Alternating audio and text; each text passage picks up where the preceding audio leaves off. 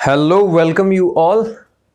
इससे पहले वाले पार्ट में वीडियो में हम लोगों ने यहाँ तक देखा था कंप्लीटली। आज हम लोग देखने वाले हैं क्वेश्चन नंबर 5, 6 और 7। बट मैं क्वेश्चन नंबर 5 आपके लिए छोड़ूंगा, हम लोग 6 डिस्कस करेंगे, ठीक है ना।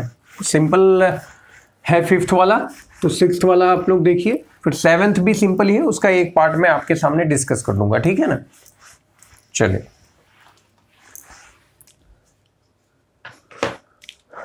अच्छा बीच बीच में क्या है, इन चैप्टर से रिलेटेड जैसे आपके जितने भी वेरियस कॉम्पिटिटिव एग्जाम है, लाइक जैसे अग्निवीर, इन सारे एग्जाम्स में भी आपके इन टॉपिक से रिलेटेड क्वेश्चन आते हैं। ट्रिग्नोमेट्री उसका सिलेबस आप जाके देखेंगे तो उनका भी एक कम्प्लीटली एक अलग प्लेलिस्ट, मतलब चैप्टर के ओवर हो जाने के बाद या बीच में ही उसमें कुछ जो ऐसे क्वेश्चंस आए होंगे उनका हम लोग प्रैक्टिस सेट देखेंगे कि हाँ ये क्वेश्चन इस एग्जाम में आए हुए हैं, तो उसका एक एप्लीकेशन भी आपको मिलेगा तो बेहतर रहेगा। क्वेश्चन नंबर 6 है, एनसीईआरटी की बुक आप अपने सामने रखिए। If in to circles arc of a same length, if in a two circle arc of a same length subtend an angle of 60 degree and 75 at the center, find the ratio of their radii। देखिए क्या कह रहा है, question number 6 है ये। हमारे पास दो circle है, रेडियस इनका क्या है मालूम नहीं है, बस आपको दो सर्कल बना लेना है। एक में एंगल बन रहा है 75 डिग्री का, ये है 75 डिग्री, और एक में एंगल बन रहा है 60 डिग्री का। एक में एंगल बन रहा है 75 डिग्री का और एक में एंगल बन रहा है 60 डिग्री का। आर्क लेंथ, इसका रेडियस ये है R1 और ये है आर्क लेंथ L1, ये है रेडियस R2 और ये है लेंथ L2 सॉरी। हमको इनके रेडियस का क्या पता लगाना है, फाइंड रेशियो ऑफ रेडियस, ठीक है। यानी पहले ये वाले सर्कल का एंगल दिया है 60 डिग्री, पहले एंगल दिया है, फिर 75 डिग्री दिया है, मतलब हमको R2/R1 पता लगाना है। R2/R1 पता लगाना है, ये कितना आएगा। तो what is the formula, θ1 equal to L1/R1 और θ2 इक्वल्स टू L2/R2। तो हमको क्या चाहिए, R1 is equal to L1/θ1 और R2 इक्वल टू L2/θ2। ये बन गया R1 R2। हमको चाहिए R2/R1, तो R2/R1 इसमें डिवाइड कर देंगे, R2/R1 L2/θ2 मल्टीप्लाई करेंगे, इससे डिवाइड करेंगे तो ये हो जाएगा θ1/L1। Now what about L1 is equal to L2, question में दिया है दोनों का आर्क लेंथ क्या है, सेम है, तो L1 get cancel, L1/L2 cancel हो गया, तो R2/R1 इज इक्वल टू θ1/θ2 और θ1 आपके सामने लिखा है, ये है 75 डिवाइडेड बाई 60। 15 का टेबल पढ़ेंगे तो 15 5 जा और 15 4 जा, 5/पाई लिख रहा हूँ, 5/4। तो R2 बड़ा है 5/4 R1, R2 का रेडियस क्या है बड़ा, इसी मैंने R2 बड़ा सर्कल बनाया, ठीक है ना। तो R2 क्या है 5/4। क्लियर है यहां तक, तो ये भी क्वेश्चन सिंपल ही था। Question number 7, find the angle in radian, find the angle in a radian through which pendulum swings if its length is 75 and the tip describe the arc of length 10, 15, 21। It's very simple question, question number 7 also very simple. एक pendulum है, pendulum आपने देखा है इस तरीके से, ये है आपका पेंडुलम, ये क्या करता है, स्विंग कर रहा है। स्विंग मतलब क्या होता है, इससे ऐसे, ये टू एंड फ्रो मोशन, तो वो एक बार इधर आवे और फिर एक बार यहां जाए, तो ये जो टोटल आर्क लेंथ वो बना रहा है, पहली केस में बना रहा है 10 सेंटीमीटर, ये है आपको दिया है 10 सेंटीमीटर। पेंडुलम की लेंथ दिया है 75 सेंट, पूछ रहा है ये एंगल थीटा कितना बनेगा, और जो ये एंगल थीटा बन रहा है तो थीटा आपको रेडियन में बताना है। तो what is the formula? Formula क्या है? Theta equal to L by R. Theta equal to L by R. तो theta is equal to length कितना है? Arc length 10 divided by radius कितना है? 75। ये हो गया आपका रेडियन में।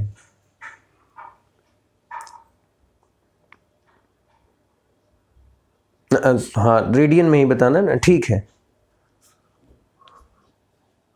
ओके, हम सॉरी रेडियन बताना है, तो इसको हम किससे मल्टीप्लाई कर देंगे? पाई बाई 180 से। ठीक,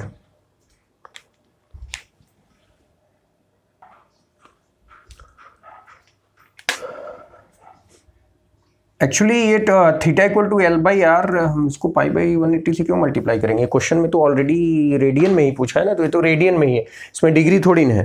इसको सॉल्व कर लेंगे। 5 2 जा 10 और 5 15, कितना आ जाएगा? 2/15। तो कितना हो जाएगा? 2/15 रेडियन। ठीक है ना? ये 10/75 है ना, यहाँ पे कोई डिग्री थोड़ी लिखा है, इसको बदल रहे हैं। जब हाँ, अगर ये पूछा होता कि मान लो हमको डिग्री में बदलना है, तो हम 180/π से मल्टीप्लाई करते। अगर डिग्री में बोला होता तो हम 180/π से मल्टीप्लाई करें, अदरवाइज नहीं मल्टीप्लाई करेंगे। क्वेश्चन में रेडियन में ही पूछा है, शायद इससे पहले मैंने π/180 लिखा था क्या शायद, मतलब मुझे लगा इसको डिग्री में बदलना है, तो डिग्री में नहीं बदलना है, रेडियन में ही रखना है। तो ये रेडियन में ही है, बस इसको सॉल्व कर लेंगे। 5 2 जा 10/15। ठीक है ना? इस तरीके से दूसरा वाला क्वेश्चन क्या है? दूसरे वाले क्वेश्चन में बोला है 15 सेंटीमीटर और 21 सेंटीमीटर। ये है 15 सेंटीमीटर और अगला है 21 सेंटीमीटर। तो ये आर्क लेंथ जहां पे मैंने 10 रखा हुआ है, यहां पर एक बार आपको 15 रखना है, फिर एक बार 21 रखना है। तो आई होप ये एक्सरसाइज क्लियर है। अगला है टॉपिक हमारा ट्रिग्नोमेट्रिक फंक्शंस। तो ट्रिग्नोमेट्रिक फंक्शन सब सीखने जा रहे हैं, तो पहले इस पार्ट को ध्यान से समझना है कि इससे पहले यानी क्लास 10th तक हम लोगों ने जो भी अपने ट्रिग्नोमेट्रिक फंक्शंस में देखे थे, कौन कौन से? साइन पढ़ा होगा, कॉस पढ़ा था, टैन पढ़ा था, और फिर इनके रेसिप्रोकल। साइन का रेसिप्रोकल क्या था? कॉसेक। कॉस का रेसिप्रोकल क्या था? सेक। और टैन का रेसिप्रोकल क्या था? कॉट। इन सभी के जो वैल्यूज पढ़े थे हम लोगों ने, साइन कॉस सेक, वो acute angle triangle less than 90 degree के लिए पढ़ा होगा। एक्यूट एंगल ट्रायंगल इस तरीके से हम लोगों ने बनाया था। और अभी हाल फिलहाल मैंने 10th का जो रिवीजन वीडियो स्टार्ट किया है, उसमें भी मैंने बताया है कि लेस देन जो 90 डिग्री वाले एंगल हैं, ये सभी उनके लिए हम लोगों ने यहाँ पर डिफाइन किया था ये सारे वैल्यूज़ को। लेकिन अभी क्लास 11th में हम लोगों को ट्रिग्नोमेट्रिक फंक्शन, इसको क्या करना है? एक्सपैंड करना है, मतलब और आगे डिटेल में पढ़ना है। इनके वैल्यूज़ को कहाँ तक फाइंड आउट कर सकते हैं कंप्लीट रिवोल्यूशन के लिए in terms of radian, radian की वैल्यू में। तो इसका एक छोटा सा डेरिवेशन है और अंडरस्टैंडिंग है पहले कि किस तरीके से समझना है। तो हमारे पास एक सर्कल है जिसका रेडियस है 1 यूनिट। रेडियस कितना हो गया? 1 यूनिट। और वो एंगल बना रहा है x रेडियन।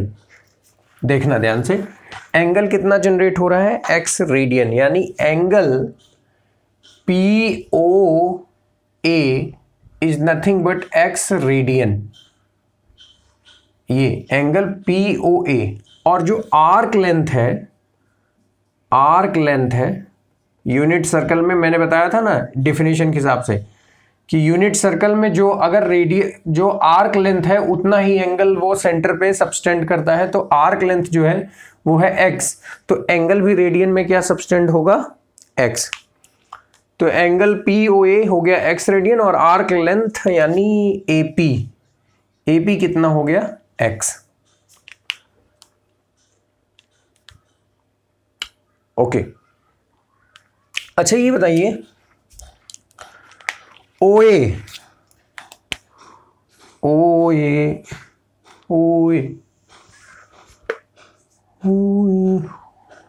OB, OC और OD। OA, OB, OC और OD, OA, OB, OC और OD, ये सभी क्या है? इस सर्कल के रेडियस है, मतलब सब कितने लेंथ है? 1।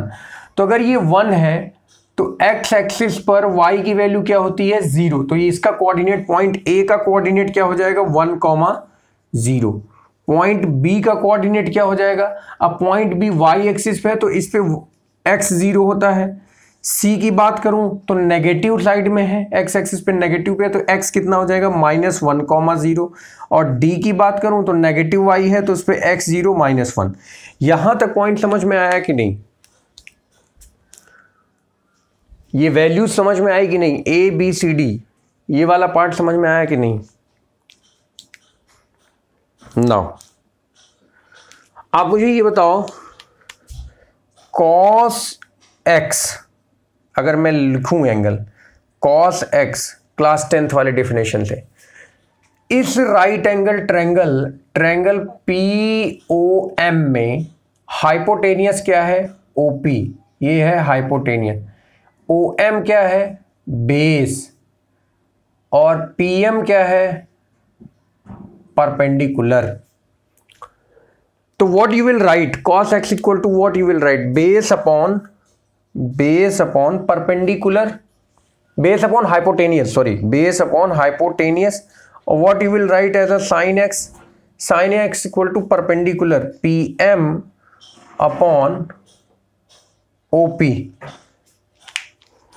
बहुत बहुत जरूरी है इसको समझना, ये डेरिवेशन समझना। तो cos x equal to OM equals to what, ये रही length, OM equals to A divided by 1 और sin x equal to PM यानी B डिवाइडेड बाई 1। तो ये हो गया cos x equal to A और sin x equal to B। What is Pythagoras theorem लगाओ, perpendicular square plus base square is equal to 1। तो A की value लिखना चाहेंगे तो cos square x plus B की value sin square x is equal to 1। यहां तक पहुंच गए, यहां तक कॉन्सेप्ट क्लियर है।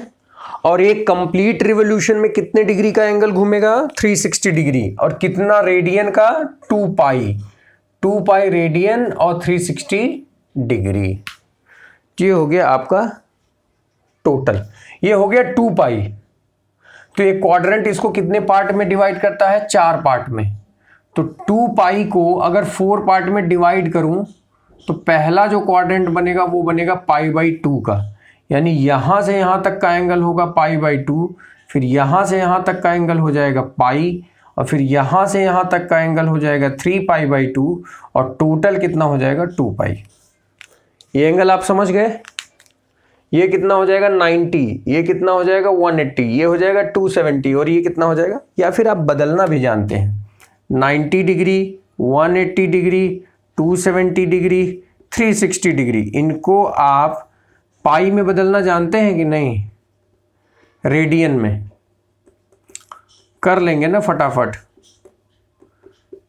देखिए ना, बदल लीजिए, सबको डिवाइड कर लीजिए, 92 जा 180 से 180, 3π/2, ये हो गया पाई, ये हो गया π/2, ये हो गया 2 पाई। तो यहां तक आपको समझ में आ गया, एंगल क्लियर हो गए। नेक्स्ट चले, अब आप एक यहां पर बात समझिए। लेट अस सपोज ये हमारे पास सर्कल है, मैं यहां से एक ट्रायंगल बनाया हूं, ये ट्रायंगल बनाया हूं। अगर मैं इसका एंगल कम करता चला जाऊं तो आप देख रहे हैं बेस इंक्रीज होता चला गया, अब बेस ये हो गया और परपेंडिकुलर क्या हो गया छोटा। अगर मैं एंगल और घटा दूं तो आप देखिए बेस और बढ़ गया और परपेंडिकुलर और छोटा हो गया। तो अगर मैं ऐसे करते करते ये पॉइंट को यहां तक पूरा एक्सटेंड कर दूं इस पॉइंट ए पर, जिसका कोऑर्डिनेट मैंने लिखा है 1,0, तो आप यहां से क्या समझ पा रहे हैं। अगर मैं यहां लिखना चाहता हूं cos x इक्वल टू, हमने क्या पढ़ा है OM बाई OP, यानी बेस अपॉन परपेंडिकुलर। तो परपेंडिकुलर तो यहां पे 0 हो, सॉरी बेस अपॉन हाइपोटेनियस, तो यहां पर जो हाइपोटेनियस है वो तो कंप्लीटली बेस के ही इक्वल हो गया, ये जो हाइपोटेनियस है वही किसके इक्वल हो गया, बेस के। देखिए ना, ये हाइपोटेनियस दोनों क्या हो गए आपस में इक्वल। तो यहाँ पे cos 0 x की वैल्यू क्या हो गई, ये धीरे धीरे कम होते होते होते होते कितनी हो गई, 0। cos 0 OM बाई OP, ये जो OM है ये यहाँ पहुंच जाएगा, और OP तो रेडियस ही है, तो OM बाई OP दोनों इक्वल हो जाएंगे, तो किसके वैल्यू आएगी इक्वल, cos 0 की वैल्यू किसके आएगी, 1 के। यही काम आप करिए sin x के साथ। sin x की वैल्यू क्या होती है, परपेंडिकुलर अपॉन हाइपोटेनियस। तो परपेंडिकुलर क्या है, PM, ये लिखा है मैंने, अपॉन OP। तो डायरेक्ट लिख रहा हूं, ये जो PM है धीरे यहां पहुंचा, फिर और छोटा हुआ, फिर और छोटा, धीरे धीरे छोटा छोटा किस में बदल जाएगा, ये तो एकदम पॉइंट में, यानी 0 अपॉन हाइपोटेनियस कुछ भी लिखो, sin x का एंगल भी क्या हो जाएगा, 0। तो sin 0 की वैल्यू क्या हो गई, 0। cos 0 की वैल्यू कितनी हो गई, 1। ये बात क्लियर हुई या एक बार फिर से समझाऊं, एक बार फिर से देखो। मैं कह रहा हूं एक सर्कल बनाओ, ये जो ट्रायंगल बना है ये सर्कल बन गया, इसमें हम अब एंगल निकालने जा रहे हैं। जैसे ये हमने ट्रायंगल बनाया, ये एंगल x है। अब मैं अलग अलग एंगल, जैसे x की वैल्यू 0 रखूंगा, एक बार 0 रेडियन, फिर π/2 रेडियन, फिर 2π रेडियन, सॉरी पाई रेडियन, फिर 3π/, इस पे अलग अलग वैल्यूज पे एंगल निकालने की कोशिश करूंगा। तो मैं कह रहा हूं इस ट्रायंगल को आप छोटा करो थोड़ा सा, ऐसे इसका इस तरफ मूव करो, यानी x को कम करना स्टार्ट करो। तो आप देखोगे कि हाइपोटेनियस तो सेम रहेगा, लेकिन बेस इंक्रीज होता जा रहा है और परपेंडिकुलर छोटा। और अगर वही काम आप इधर करो, एंगल को बढ़ाते चले जाओ, तो आप देखोगे बेस छोटा हो जाएगा और परपेंडिकुलर बड़ा हो जाएगा। तो अगर मुझे यहीं पर cos π/2 लिखना होता, cos π/2, तो फिर भी वही फॉर्मूला लगता, बेस अपॉन परपेंडिकुलर। अभी बेस कितना हो जाएगा, ये धीरे धीरे बेस, अगर मैं और इसको छोटा कर दूं तो बेस अब इतना ही रह गया, और धीरे धीरे बेस क्या हो जाएगा, 0। परपेंडिकुलर से कोई मतलब, हाइपोटेनियस से कोई मतलब ही नहीं, हाइपोटेनियस आप रखेंगे तो 0 डिवाइडेड बाई समथिंग कितना आएगा, 0। तो cos 90 की वैल्यू कितनी हो गई, 0। और अगर यही sin 90 लिखना होता तो sin 90 की वैल्यू क्या लिखेंगे, परपेंडिकुलर अपॉन हाइपोटेनियस। तो परपेंडिकुलर और हाइपोटेनियस दोनों क्या हो जाएंगे, इक्वल। तो यहां से क्या आ जाएगा, मतलब अगर मैं देखूं, ऐसे लिखूं cos x sin x, ऐसे cos x sin x, तो cos 0 लिखना हुआ और sin 0 लिखना हुआ, तो इनकी वैल्यू आई क्या, 1,0, मतलब coordinate of A, coordinate of A 1,0।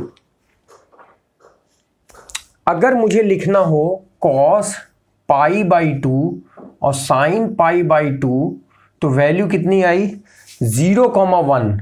तो ये कहां का पॉइंट है, पॉइंट B, 0,1। सिमिलरली अगर मुझे लिखना हो cos π, sin π, तो वैल्यू बन रही है -1,0, पॉइंट C, ये पॉइंट A, ये पॉइंट B, ये पॉइंट C। इसके बाद cos 2π, सॉरी 0 हो गया, π/2, ये पाई हो गया है, सॉरी ये लिखेंगे 3π/2, sin 3π/2 का वैल्यू बनेगा पॉइंट D, 0,-1। और अगर आप फिर से 2π पे आ जाएं, cos 2π और sin 2π, तो यही वैल्यू आपको क्या मिलेगी, फिर से रिपीट हो जाएगी। मतलब 0 से स्टार्ट हो, cos 0, और फिर आप यहीं पर आ जाएं तो sin 2π, और इनकी वैल्यू क्या हो जाएगी, ये पॉइंट है D, ये पॉइंट है C, ये पॉइंट है A, और ये पॉइंट है B। यहां तक बात समझ में आई। So now if we take one complete revolution from point P, we again come back to the same point P. Will come again, यहाँ पर या तो यहाँ से पॉइंट पी से चालू करें और यहाँ पर आ जाएं तो we will come back to the again point P.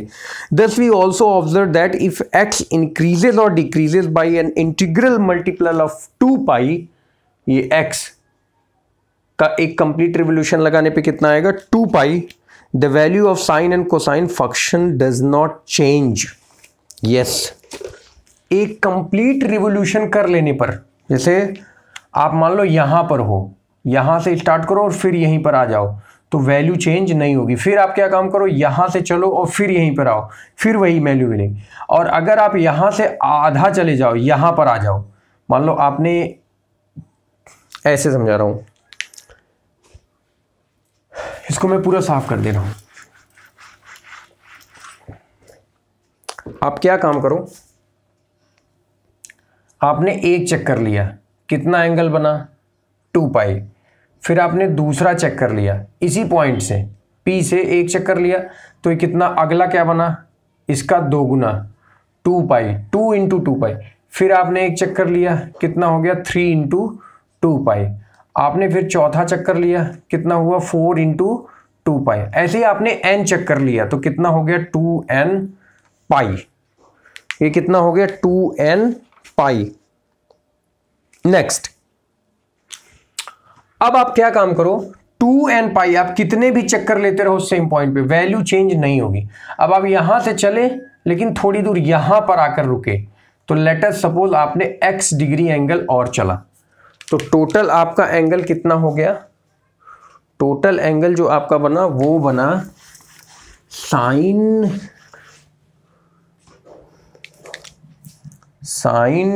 2n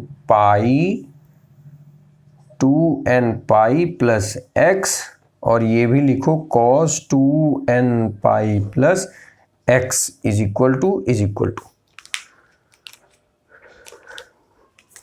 तो आपको मालूम है 2n पाई चक्कर लेने से, 2n पाई चक्कर लेने से वैल्यू चेंज तो हो नहीं रही है, यानी साइन 2n पाई करो, 2n पाई करो, चाहे साइन x डायरेक्ट लिखो, बात एक ही है. 2 चक्कर लगाने वैल्यू सही, तो इसका आंसर कितना आ जाएगा साइन x, और इसका आंसर कितना आ जाएगा cos x. Where n belongs to any integer, n किसको बिलोंग करेगा, एनी इंटीजर z, कोई भी इंटीजर हो उसको बिलोंग्स करेगा. तो साइन x जीरो कब कब हो रहा है, एक तो 0 डिग्री पर, फिर कितना यहां से चले तो यहां तो नहीं हो रहा है, फिर यहां 0 हो रहा है, ये है साइन 0. जैसे ये 0 है ना, ये वाला वैल्यू साइन का है, ये साइन का है, ये साइन का है, ये साइन का है, ये कॉस का है, कॉस का. तो साइन 0 0 कहाँ हो रहा है 0 डिग्री पर, फिर कितने पर, पाई पे, फिर कहाँ पे आएंगे, फिर से वापस घूम के आ गए 2 पाई पे, फिर कहाँ हो रहा है 3 पाई पे. ऐसे डॉट डॉट करते चले जाएंगे तो लिखेंगे n पाई, या 2 चक्कर लगाए ना n पाई पे. साइन कब कब 0 हो रहा है भाई, साइन n पाई, यानी 0 इंटू पाई यानी 0 पे, 1 पाई मीन्स पाई एंगल, 2 पाई, 3 पाई, 4 पाई, इन सभी एंगल्स पे साइन क्या हो रहा है 0 हो जा रहा है.